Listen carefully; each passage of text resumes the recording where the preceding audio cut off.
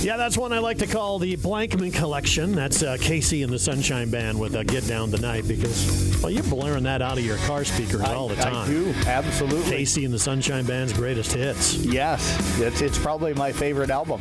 That and the ABBA. Yeah. Carpenters. I know you're a huge... You're pushing it a little bit there. Yeah. One of the things we bonded over many years ago is our deep-seated hatred of the Carpenters. Yes. Sorry, Carpenters fans out there. Yes. Mason has no clue what we're talking about no, right he now. doesn't. Let's just say that they rarely played when I was in here. Yeah. Yeah, and I made sure of that. I took care of you. Yeah, I thank you for that. Yeah. So, it is KCIM Sports Rewind. Welcome to it. I'm John Ryan. I'm Jeff Blankman. And I'm Mason Nealand. And we are about to talk about the Iowa Hawkeyes, Mason. Are you right? We're going to talk about the Hawkeyes and the Bears, and it's going to be the worst 10 minutes of your life. I can see the door already. I mean, I got to walk out here pretty soon if we're going to keep talking about that. Where do you want to start? What was the worst loss for you this weekend? The Bears, because I watched Iowa already lose, so I'm like, well, there goes that, and I figured I was going to lose, and then I watched freshest the Bears. In your mind. I watched the Bears, and I'm like, well, Caleb Williams looks really solid, going 10-10 to start the game, and then just completely off a cliff. Yeah, that's true. It's always depressing when your team plays well for 3 quarters, then they just fall apart in the fourth quarter and lose a game. Yeah, I didn't get to see any of it, so and I told Mason yesterday that I would stay out of the conversation, so I'll just let this be between you two guys.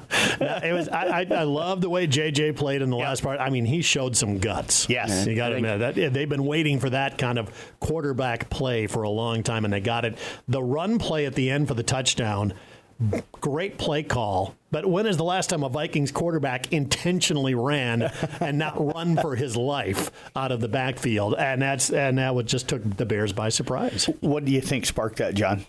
Him getting comfortable in the fourth quarter. They got aggressive. Yeah, I think they stopped, just trying to be too sensitive or too, perfect on everything. You just said, let it fly. I mean, I throw the ball down the field. The run game helped a heck of a lot. Right. Jordan Mason was great last night for the Vikings. So I think that did it. But the Bears, all of a sudden, their offense just fell. Caleb Williams was 10 for 10. First 10 passes. After that, 10 of 24. Wow. Yeah, it was terrible. I mean, you look at it, I think it was the fact of you're at home, you're honoring the 85 Bears, you're out there playing really good, and then the second J.J. McCarthy came on, he knocked us onto our butt, and I don't think Ben Johnson or Caleb Williams knew how to take it, and so once they were playing from behind, I think they kind of just fell apart. And it wasn't even that we were playing from behind score-wise, but momentum-wise, and that going from the third quarter to the fourth quarter, you started playing from behind. Yeah, the anti-Josh Allen. Right there, Caleb Williams game last night. What did Josh have, like 250 yards passing in the fourth quarter or something like that? Fourth quarter or something, yeah. What a comeback for them. Yeah, that I didn't get to see that game either. I was working on some other stuff in the house. But, how do you score that many points against somebody with a really good, known for a really good defense in that short of a period of time as what, Buffalo did? I thought they were out of that game as I was kind of getting score updates on my phone. I thought they were out of it, and then they come back and win. All right, sorry, Mason. We're going to talk about the Hawkeyes now. So Gronowski's taking all the heat because he's the guy making the millions as the Iowa quarterback. To me, I don't know. I put the blame on the coaching staff. I mean, if he looked tentative and things like that, that's just the Iowa offense. Every quarterback they've had has looked tentative, and so it can't just be Gronowski. The one thing I will add is that, I agree that I think Gronowski's taken a lot of the heat, but I think you're also seeing a lot of fans starting to turn on Kirk again. I saw a ton of Twitter stuff, Facebook stuff, Instagram stuff on Sunday morning of this. Is it time for the conversation to be had? Is it time to make the change? And they're not talking at quarterback. They're talking the head coach. So I think Kirk is starting to take a little bit of flack. But, this happened about 10 years ago, and they turned the program around and have had a really nice run then. So it'll be interesting to see what happens. Yeah, I mean, for Kirk, I think I said it to you, both of you guys at least. Kirk's probably heard this about 100 times. Every time we lose to Iowa State, every time you lose to a team like that, it's, is Kirk out of touch? Is Kirk time to get out of here? But then somehow you get 8 wins, and all of us Hawkeye fans are satisfied. But I mean, the 8 wins almost looks impossible this year, is what I'm saying. He'll certainly be the winningest Big Ten coach of all time, and a record that probably will not be broken for a long, long time. But if you're a college kid coming out and you have dreams of making to the NFL, unless you're a defensive player, Iowa's great. If you're an offensive player, right now, why would you go there? Yeah, I'm trying to, step on eggshells here and not break any and stuff. But yeah, their offense has not been very good. Last year they averaged, I think, around 27 a game, which isn't bad. But it almost sounds like, from what I've heard from Iowa fans this year, is that they've kind of putting the reins back on, their offensive coordinator. And last year they were kind of allowed to be able to do some things, and this year they've put those reins back on. So it'll be interesting. I still think, as Mason said, they'll find a way to win their 8 or 9 games. I think the other number that jumps out to me is that Ferentz is 14-13 against Iowa State. Growing up in the 80s and the 90s when Iowa won like every year for almost 15, 16 years in a row. For the last 27 years to be 14-13 and Iowa just having the 1-game edge, that we're the big brother thing has completely disappeared, because Iowa State might be taking over the state right now. Yeah, honestly, they're on the upswing with their program. Yep. I'll be honest, they got extremely lucky. They probably didn't deserve to win that game, if not for that tipped pass that the tight end happens to catch. I mean, run that play 100 more times, tip the ball, the kid's never going to catch it. He happened to catch it that one time. Big first down. He makes another terrific catch a play or two later, and that's what really turned that game around. I will just tell you this. This is all I paid attention because I was at a volleyball tournament. I was driving back, and Iowa had the ball first and 10 at their own 15, final drive of the first half. I listened to that drive. They scored. I turned it because I'm like, I just brought good luck to the Hawkeyes, and I can't listen anymore. So it was Blankman's fault. Yes. That they lost. Yes. All right. So any last thoughts on that game? I mean, Gronowski, what do you think about it? I mean, I don't think I told Blankman before the season I didn't want to judge Gronowski off what he did at SDSU, and I didn't want to say he was going to be really good or really bad before the season. I still think it's going to need some time. I mean, he's in a new system, playing a couple of games here. I think once we start getting into Big Ten play and you see him play against some of those teams like a USC or an Oregon, I think it'll be kind of then that you can judge how well he's going to do this year. Yeah, they just need to get it together. The passing, I don't know if it's the receivers or what that's going on there. Gronowski deserves his share of the blame, but I don't think it can be completely dumped on him. From what I hear from Iowa fans on Sunday, several of them called me. They don't have receivers that can get open. Maybe they need to use DJ Vanami a little bit more. I was going to say, good to see him on the field. Yep, yeah, absolutely. It sounds like he had a pretty good game, and I think Caden got in special teams as well, Caden Cook, and then of course you always got Ty Nissen with the holder, and he's one of the elite ones in the country. So nice to see some of our area kids. And we can't forget, we did cover Tyler Miller when he was at Peyton Sheridan. He always starts on the O-line for Iowa State. So congratulations goes out to both of those guys. Some local flavor going on in that game. We'll probably not spend a lot of time talking about Nebraska's squeaker over Akron, 68-0. The only thing I'll say is that, when I was down in Kansas City the Thursday before after the game, I said to all the Nebraska fans around me, it would be nice to have a game where you could take a breath in the first quarter and relax. Well, I guess I got it. Yeah. That was an easy game for them. The two other games that really stood out in college football, then we'll move on to high school stuff. Oklahoma defeats Michigan 24-13, but the real one, I just like, how far has this program fallen?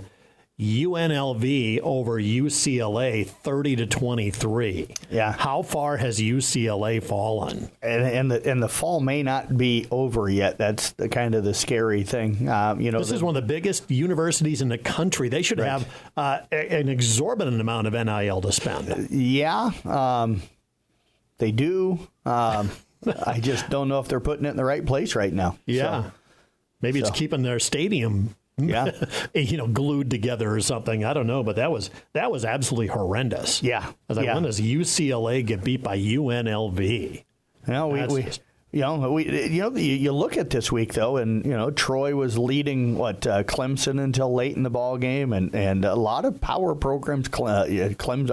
Georgia didn't play all that terribly well. I think you're starting to get it where sometimes teams, when they're playing teams that they're supposed to roll over, they just don't show up as focused as what they used to do. So I think the NIL, and now you're starting to see how the NIL money was spent, right? And who's separating themselves, who made wise decisions, and maybe who didn't. Well, and Akron has no NIL because they financially couldn't afford it, so they literally do not have anybody that they're paying on that team. That's part of the reason why Nebraska looked like they did. So, all right, let's talk local high school football. Of course, some exciting games over the weekend. What's your top game this week? Kemper Algona, I'll say that one right there. I mean, Kemper trailing at halftime 21-17 doesn't allow a single point in the second half for Algona. They beat a team that's ranked number 5 in Class 3A, and they beat them really badly in that second half. Yeah, what did Ryan Steinkamp say about that? What did he tell him at halftime?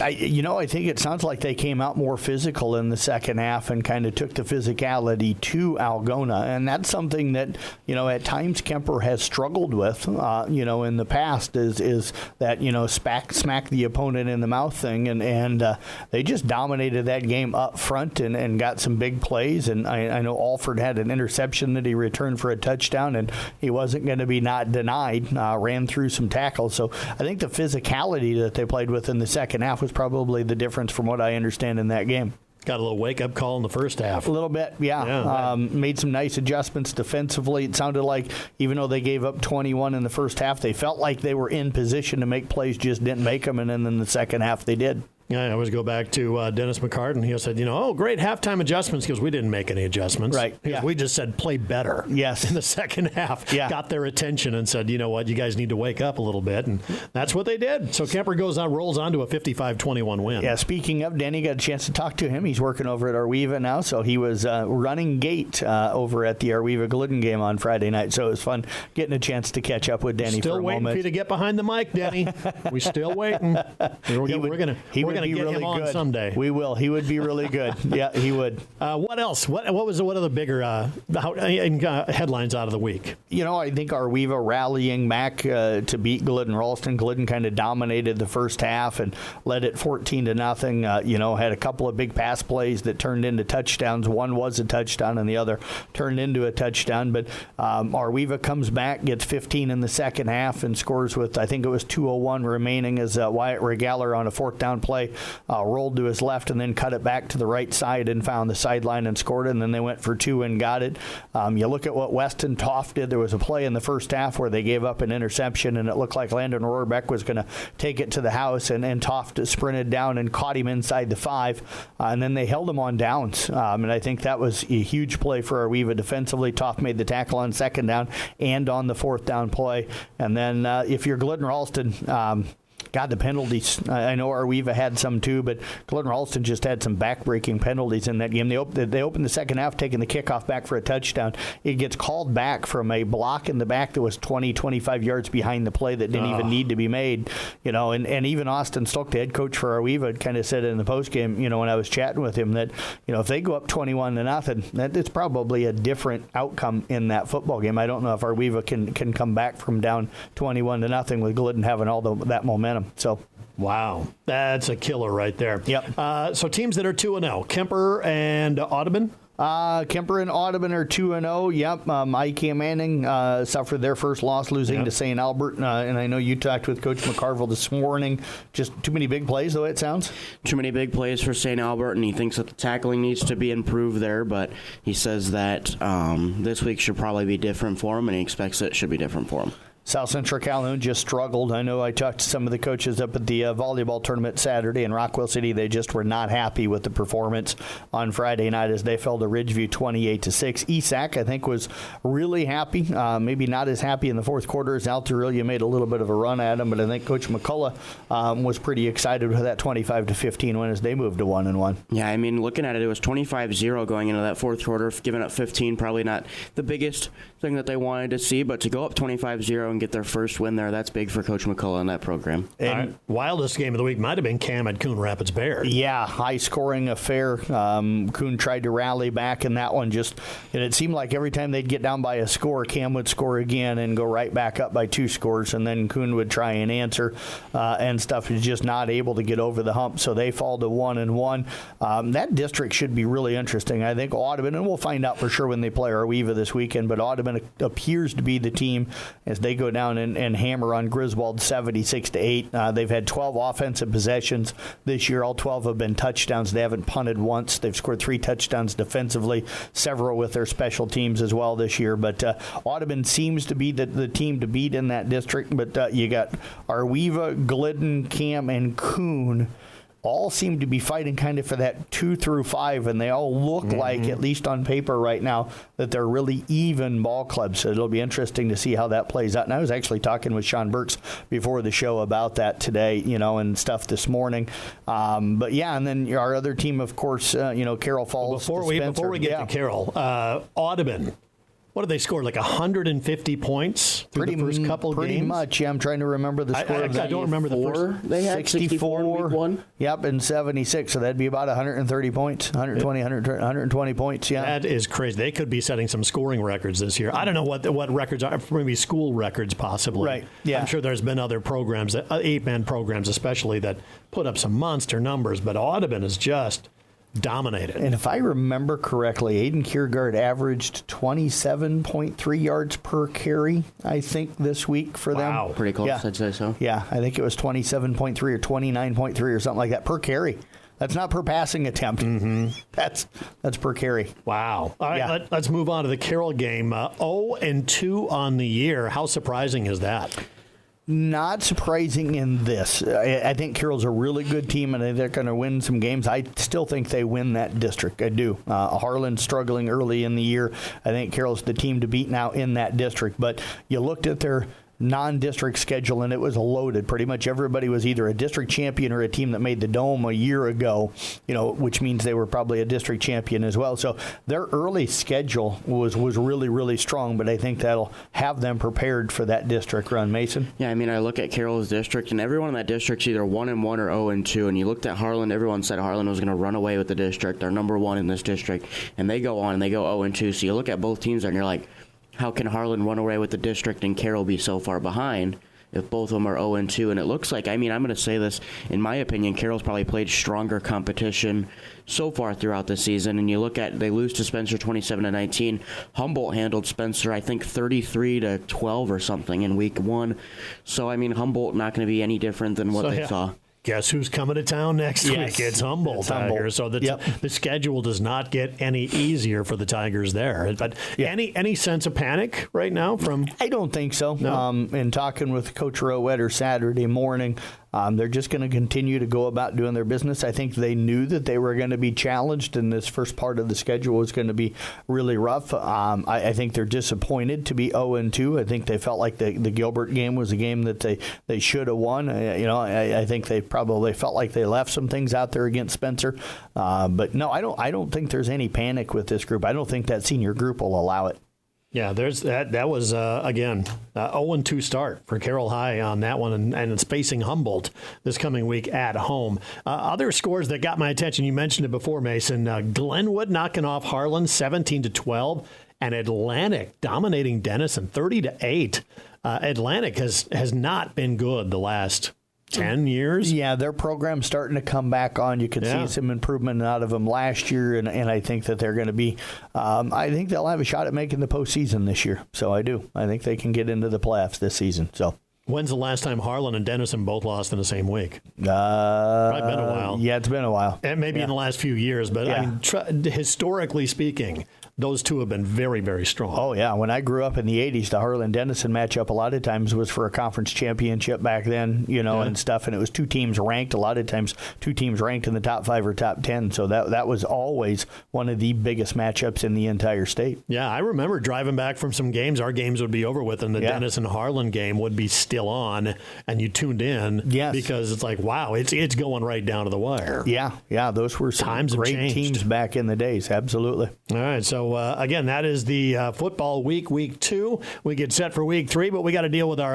a winner, sack of the game winner. Who we got? Jack Bading from Kemper picking up a big sack in that win against Algona. So that is our sack of the game, and I think you have the name of our winner. I do. Congratulations, Kelly Wendell of Carroll. Kelly, you got yourself a free sack of groceries from the Market on 30. Make sure you get there this week. Get signed up for the next sack of the game. It's the Market on 30 sack of the game, announced every Tuesday morning between 9:30 and 10 on KCIM Sports Rewind. Sports Director Jeff Blankman will announce the high school football sack of the game. And you can take home a sack of free groceries from the Market on 30 when you register in-store.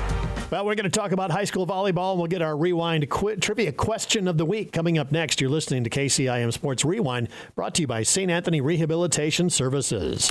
As the athletes at your house prepare for hard work and fun of the season, remember that St. Anthony Rehab Services provides physical therapy for any sports injury that may sideline your member of the team. Sports injuries can plague kids of all ages and keep them from playing the sport they love. Athletes will be under the direct supervision of a certified and licensed healthcare professional in the newly renovated Sports Performance Facility. If an injury is keeping your athlete out of the game, call St. Anthony Rehabilitation Services at 794-5000 for sports injury and treatment rehab. All right, it's time to separate the men from the boys here. We got a trivia question. Okay, I'm leaving. That's going to really... He gives already, Mason. It's all yours, man. Don't leave me to do this on my own. This is up to you. All right, the Eagles, of course, opened up with a win over the Cowboys. A pretty wild game going on there, too. But Eagles are one of 6 NFL franchises that have won exactly 2 Super Bowls. Can you name the other 5? And I'll give you a clue. There's 3 from the AFC, 2 from the NFC. They have exactly 2 Super Bowl wins. No, Denver's got 3, right? Denver, they're not on the list. 2 with Elway and then 1 with Manning. Would the Colts be on there? The Colts, yep, correct. The Colts are one of them. 4 more to go, kids. Saints? Nope. No, they got one. They got one. With yeah, Breeze. they have 1. Wow, you said 4, This is 3 tough. of them were AFC teams? Yep, 3 AFC, 2 NFC teams. Seattle? Seattle is No, they got incorrect. 1, yeah. Do the Jets only have 1 with Namath? Yeah. That's not one of them.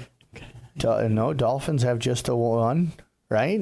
Are they on the list? They're on the list. Okay. The Dolphins have Wow. 2.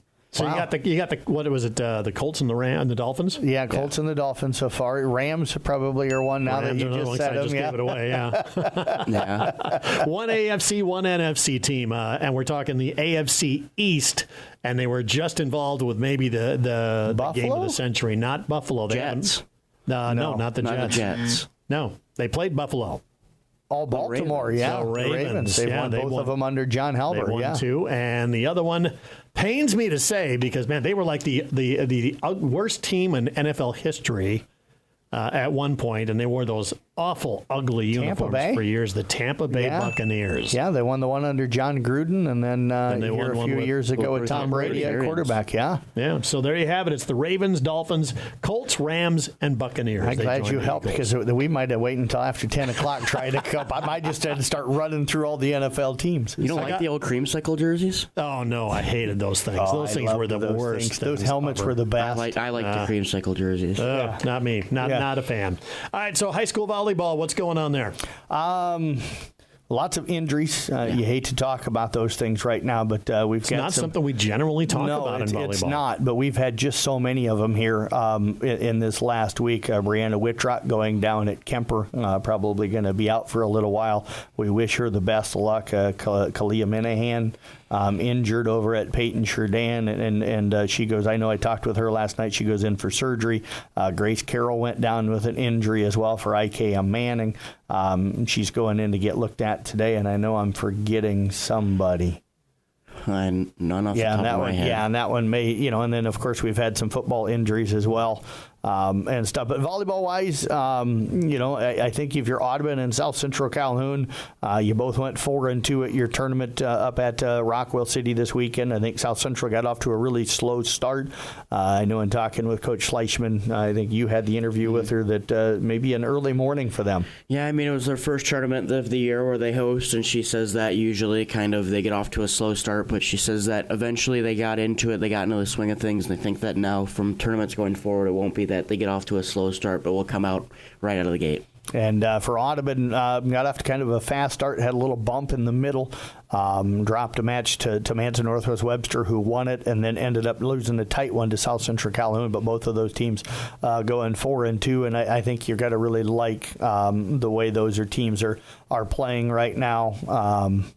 Elsewhere in volleyball, Coon's probably been our top team. They haven't really had much this week because they had the weekend off, but, they're sitting undefeated right now on the season and playing really good volleyball. IKM Manning picked up their second win, so they're 2-0 on the year. They didn't start until last week and then went over, had a nice rally last night. They were down 23-15, and I'll be honest, I'm in the broadcast and it's like 20 to 13, and I'm like, oh, there's still enough time. And then it got to 23-15, and I'm like, they've got to find a rhythm going into set 2. Set 1's probably out of reach, blah, blah, blah, blah, blah. And the next thing you know, they get a point, and then Anastanko goes back to serve, and they go on a 10-0 run and come back to win 25-23. So, the announcer doesn't, know what he's talking about. But and then they rallied back again in set 2 to win 25-23 after being down 19-16 and 23-22, and then they rolled in set 3. So, we've talked about that team kind of gaining some confidence, especially having some success in other sports. And now you see a team that on the road, where they had usually struggled in that conference, to go on the road and pick up a win where you had to rally back in both of the first 2 sets to get wins. I think that's a huge step forward for that group. Announcer curse. I can't tell you the number of baseball games I've been at where I said, boy, this game's moving right along, and man, screeching halt. And it takes forever to get through an When inning. my color commentators say that now, I just give them the look of death. Just reach over and smack them a little bit. But what else has stood out for you volleyball-wise, Mason? I mean, Kemper suffering their first loss to Humboldt. I don't know much about Humboldt volleyball, but when talking to you, traditionally pretty good there. But so now, that remains, only a couple undefeated teams here with, I think, IKM Manning and Coon Rapids. So, but Coon Rapids looks really good. The tournament they went to, they went and won there. I know the competition probably wasn't to the level of what Kemper had played, but still undefeated going into kind of this middle part of the season. Yeah, and you kind of understand with Brianna getting hurt up at the Humboldt tournament this weekend, it changes that team. Now they're loaded with the depth and they're really good still, but you have to make that adjustment in the middle of a game, and sometimes in the middle of a match, sometimes that's not easy to do, and you lose. She's our returning Rewind Player of the Year from last year, so that's certainly a blow to them, but I know they'll rally and they'll be fine. All right, so Esac County boys cross country. Dominant so far this year. They've been in 2 meets and won them both handily. The other day they went 1, 2, 3, 4, and 6 for their top 5 guys at their own home meet. Landon Sporer won by almost a minute. Went out and didn't slack. He just went out and ran extremely hard the entire race, and I think you tip your cap to the effort that he put in up there. But Owen Engel took second. Riley Aragon was third. The younger Engel boy, and I'm drawing a blank. I apologize. I'm drawing a blank right now on his name, the freshman, but he had a terrific close in that race. He was in 5th, and they're 50 meters from the finish line, and he went on a dead sprint. I think he used everything that he had. I think it's Oliver Engel. He went on a dead sprint and ended up catching the young man in front of him to be able to finish up in 4th place. So nice. Eastside, they didn't have a cross-country program until a couple of years ago, right? Yeah, it was probably about, I don't want to age her at all, but Holly Nutzman was a sophomore, I think, in high school when they started their cross-country program. So it's 10 to 15 years old now. Okay, it's older than I even thought. I thought it was like maybe 7 or 8. Yeah, no, half that time. It feels like Holly's only been gone for about that long and stuff. But no, I think she's been teaching over at OABCIG for about that long now. So. Time flies. It does. You're having fun right there. So that's some of the stuff that happened this week. Taking ahead to look the week ahead, you've got a little volleyball coming up tonight. Mason, you're going to be with the Carroll Tigers. Yeah, I'm going to be first time without Jeff in the volleyball broadcast booth, so we'll see how that goes. You'll be fine. You'll be fine. You got Casey standing next to you. He's going to be running the video tonight, so you should be all right. Less intimidating than you standing next to me. I don't know why that is, but him and who was it this summer that said it too? Cameron Watson, who helped us out there. Like, we're really nervous when you're here. With you being here, it just kind of scares us a little bit. So I tried to stay away as best I could. It's because I know that you'll pick up on things that I don't pick up on first, and you'll give me a look. Like, I remember there was something, I can't remember what it was, during the Pocahontas game, but you picked it up and you wrote it on a piece of paper and put it in front of my face during the middle of the set to show me what I was doing. So I was like, oh, okay. Yeah. That's okay. I don't like sitting next to Jeff Blankman either. Yeah, most at any people, time. Most people don't. So, So that's tonight. Jeff, you're going to be out with Glidden Ralston and Audubon. yeah, that should be a really entertaining one. Cassidy Wink playing extremely well. So is Amelia Garrett for Glidden. Harlow Miller is fantastic for Audubon. Anna Larson's doing a great job setting for them. Liked what I saw from them on Saturday. But just wanted to mention this too, John. Carroll High is scheduled to have a meeting tomorrow night. If I remember correctly, start time's at 6. Yes. Or sometime around that. But they're going to be discussing, and I think it's open to the public, they're going to be discussing that move, potential move to the Hawkeye 10 and that invite. So I think Mason's got interviews tomorrow night, so I'm going to be heading up to that interview, and we'll try to get you a report on what happened and where things are at. So. All right. So, by the way, Thursday, I just want to throw in a couple more games here real quick. Thursday night, Coon Rapids Baird at Exira Elkhorn Kimballton.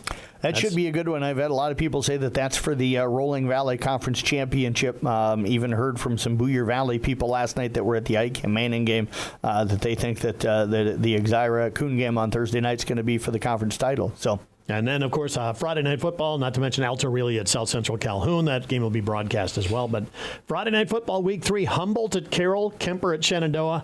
ICAM Manning at South Central Calhoun. That's an interesting. It is. I love that matchup, and Mason gets the chance. He gets to work with the legendary Dave Burks coming up on Friday night. Never met Dave, so this will be the first time when I look at it. Super intimidating. No, he's not. Yeah. Nicest guy around. Yes. So there you go. That's our sports schedule for the week, and that is KCIM Sports Rewind, brought to you by St. Anthony Rehabilitation Services. You can catch a podcast of this immediately following here in just a couple minutes at 1380kcim.com.